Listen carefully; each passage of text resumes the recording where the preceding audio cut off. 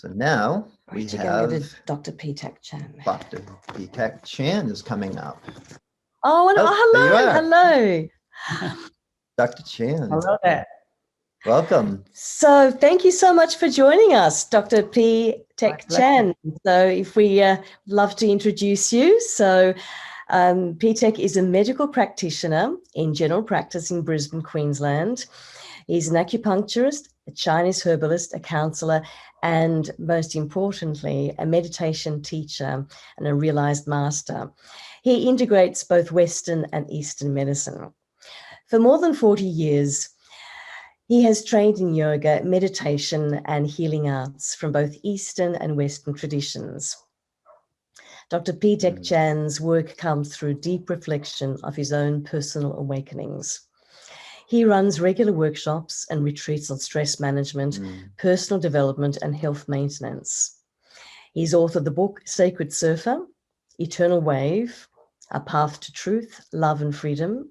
He's been interviewed on the ABC radio on lifestyle management and meditation, and he has a special form of practicing spirituality, an energy about you that somehow allows people to enter into that absolute divine space that our other speakers have been talking about, which is really wonderful and really tangible. Yeah. It stayed with me, and it's changed me, and it stayed with me. And I often go to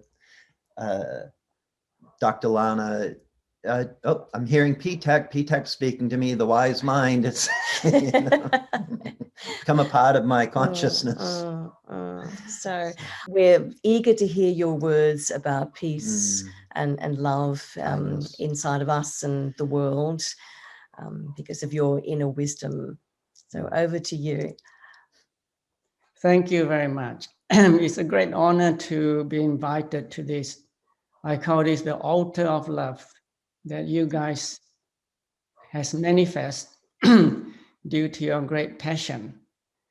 And what you just described, David, the tree is really the tree of life. And there's really only one tree in one planet Earth. We are all the fruits, the branches, the leaves. And not to forget, the tree of life have deep roots into the mud of life. Right? And you're talking about the peace train, peace and kindness. There's one tree of the one kind. We are one of a kind. We are the kinship of global kindred spirits. We are literally, without making any less of every indigenous people of this planet in every nation, may I make this statement? Each of us is an indigenous person on planet Earth. We are that. And this is a calling that each of us has to then realize our responsibility to the heart of Mother Earth. And what I mean by that is our heart is literally anchored through the heart of Mother Earth. It's about awakening to realize our larger and larger body and to serve this in this world of struggle. Our unique differences is actually the powerhouse.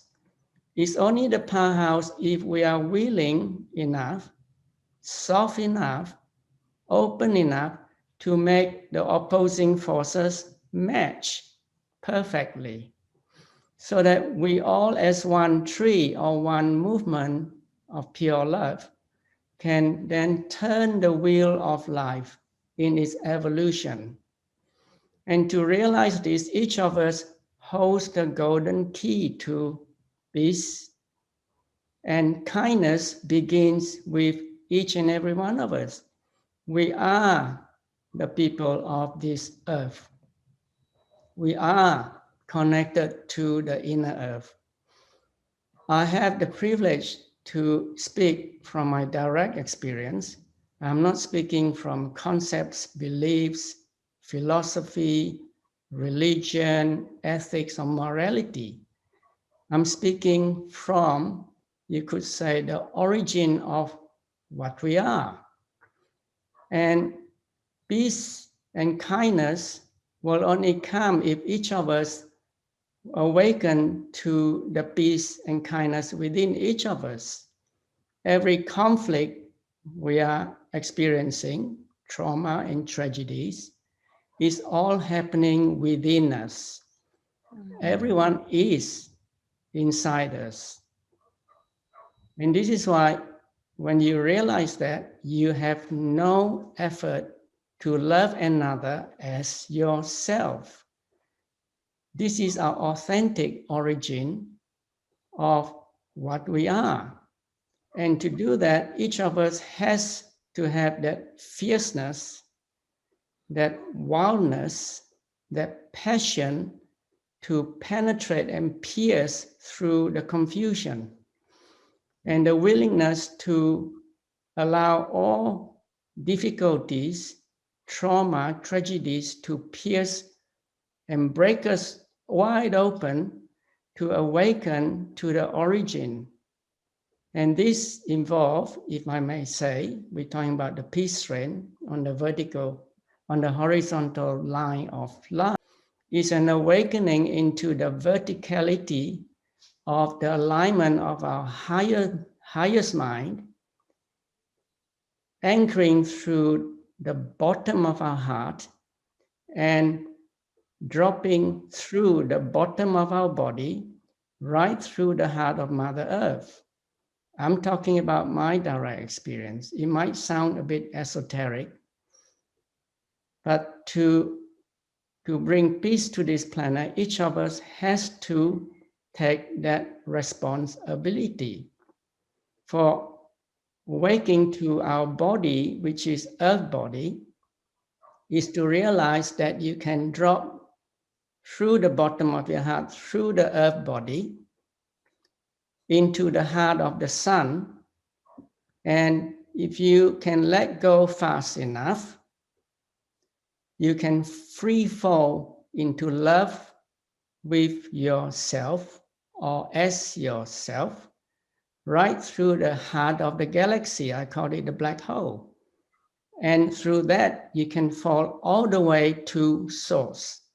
And I'm not talking about any spiritual, poetic niceness. This is the birthright of every human being that's awaiting us when we step up to that fierceness to penetrate through our mind stuff, allowing the verticality of our higher mind. By the way, if I remind everyone, we are made in the image of the Most High. And to experience that in this human level, we have to let that anchor down through the bottom of our heart and allow that to fall through the bottom of our conscious human body, which appears like a body, but it is a bright diamond. It is a bright, brilliant light of being and spirit. As previous speakers have said this, I'd like to honor all the speakers who have spoken and the ones to come. And I also like to honor everyone who's listening in now, because you are me and I'm you.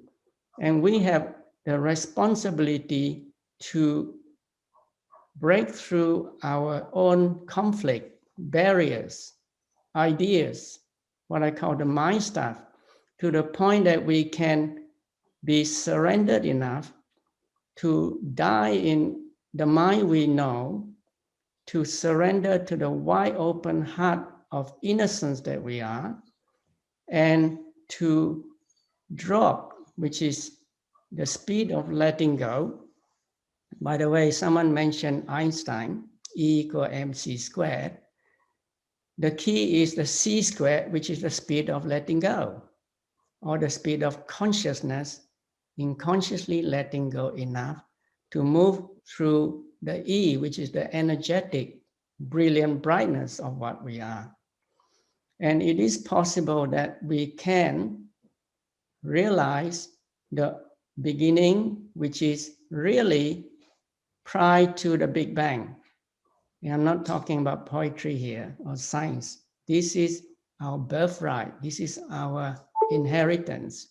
This is the only way we can go beyond the conflict of opposing forces into the goodness beyond opposites.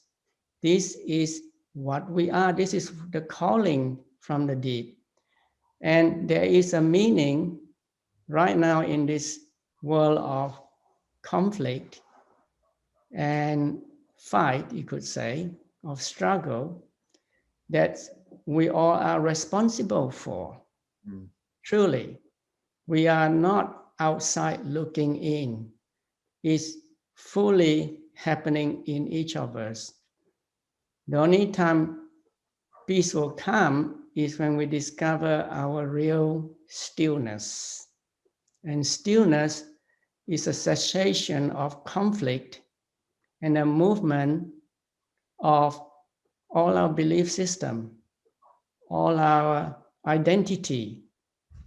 And I'm speaking from a place where in 2002, I literally died at all levels of the mind, where I fell through a wide open heart. You could literally say from the bottom, through the bottom of my body, and I went all the way through the black hole to source. You don't have to believe what I say. This is not esoteric. This is not spiritual. This is the true spirit of what and who we are. So future medicine is wisdom medicine now. And it is about discovering true healing beyond just the body. And it's about aligning our mind, heart, body through the rest of our larger body. You may call that the universe, but the universe is within each of us. Tangibly, someone said between the breath, is literally between a moment of awareness and the next moment of emptiness.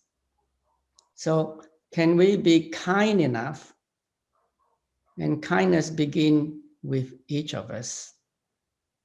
Can we be kind enough to soften enough to open in our receptivity of our pure innocence, which is in the bottom of our heart? We don't ask even where our bottom of the heart is, don't we? To dive into that pure place of love that is quite natural in our spirit, just like the indigenous people are totally aligned with Mother Earth. And also the ones who's able to drop through will meet the inner earth and the beings in the inner earth. And this is not psychic. This is beyond and within our environment. So the good news is we can each take full responsibility to make a change to this global challenge and crisis we're in right now. And as I say, every difficulty has a golden line of a message, of a meaning, of a calling to wake up to what we are. And in a very practical term, it is about learning to become more aware of our body, of groundedness, which is literally that pull of gravity we can feel below our feet, which is the beginning of under our standing.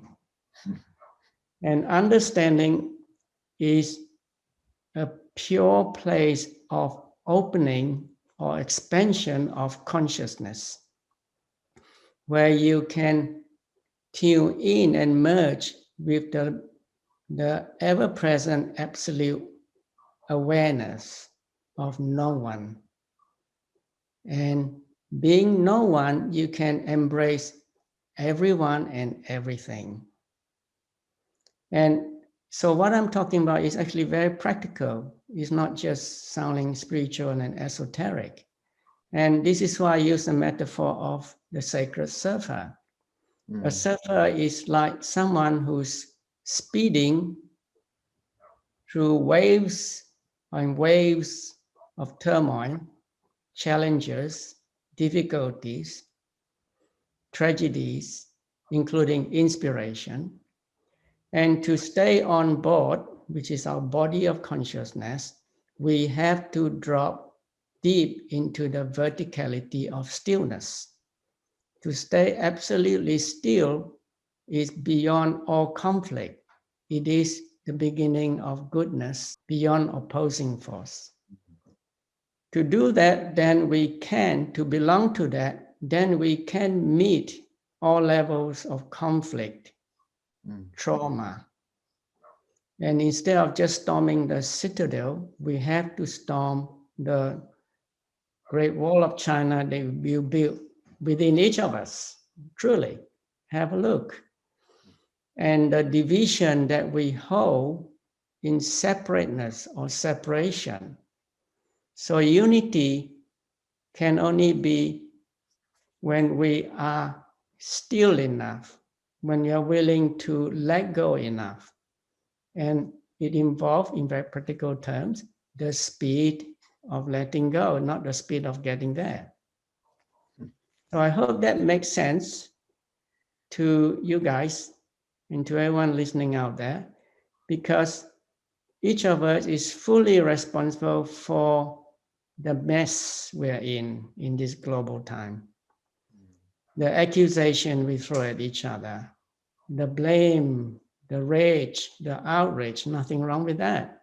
You have to be fierce enough, wild enough, and passionate enough to be fearless, to enter the global compassion, to enter as a companion in passion for this deepest calling. Is not for the faint-hearted. Does that make sense?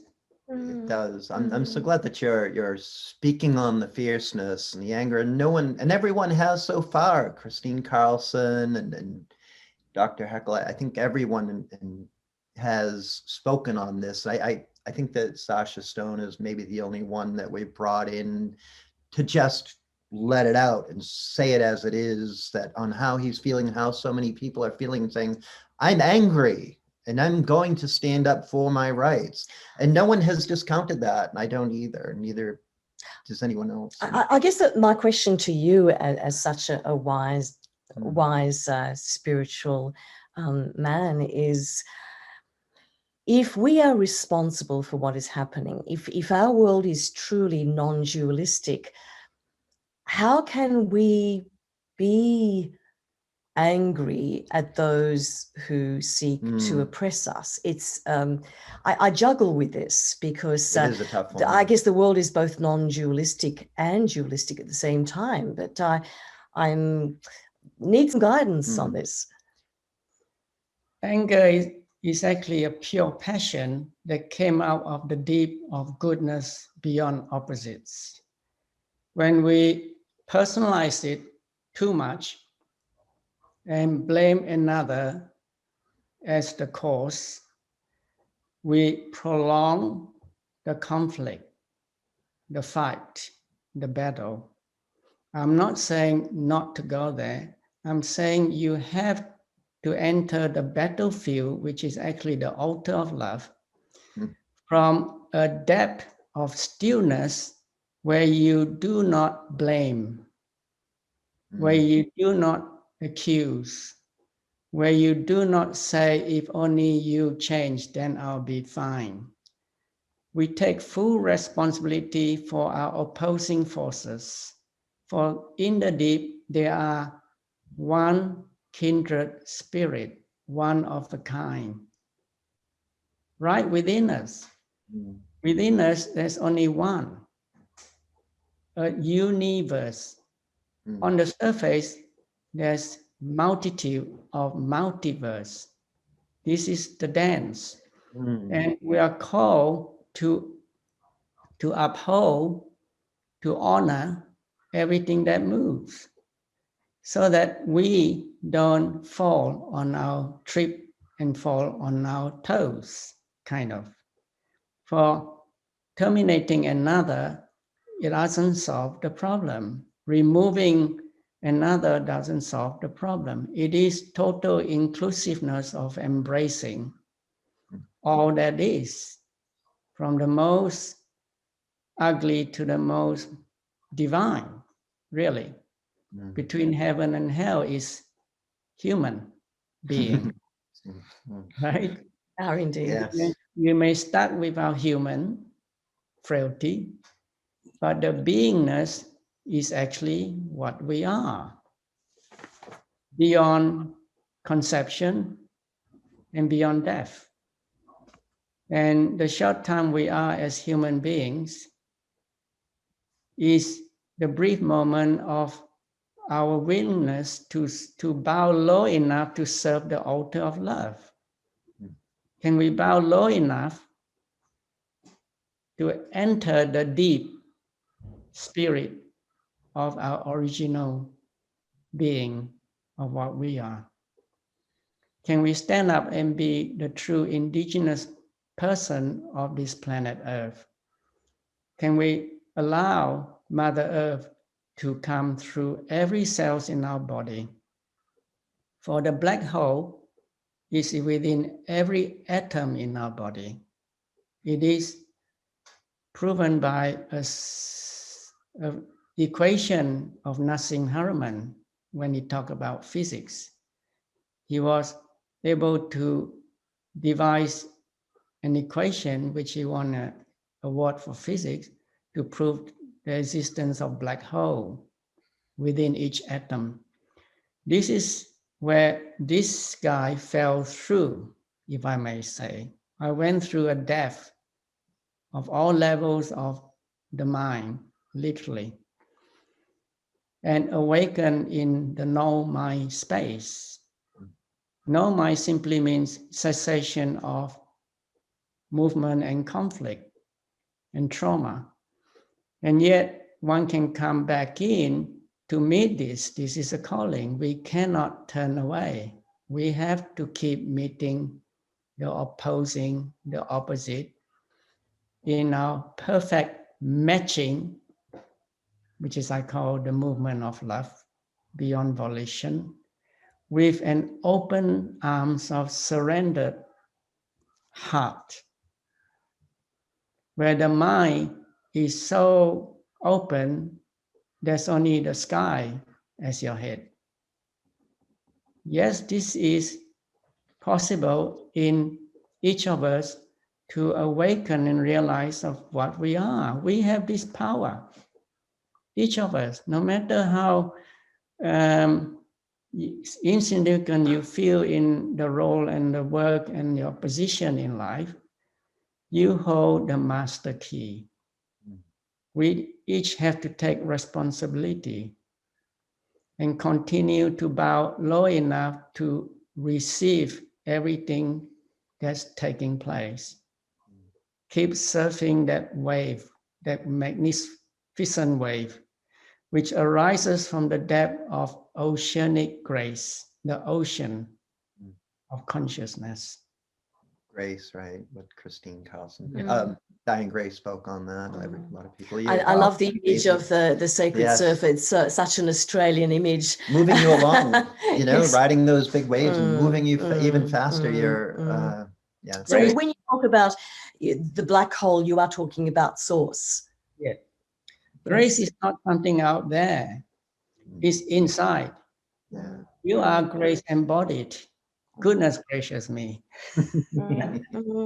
I love how you say that the battlefield is actually the altar of love. That's altar of love. That's so powerful. That's so powerful. And we need to remember that we have a responsibility for every situation that we find ourselves in, and that somehow anchors us and allows us perhaps to act with no doubt a fierceness, but a fierce love. Yeah. Not a destructiveness, a lovingness. And everyone in this conference is us. It's me. It's everyone that's spoken and we've seen. anger, grief, because there's been a lot of talk of loss and death here, and we've seen joy and inspiration and all of that. And I feel all of that.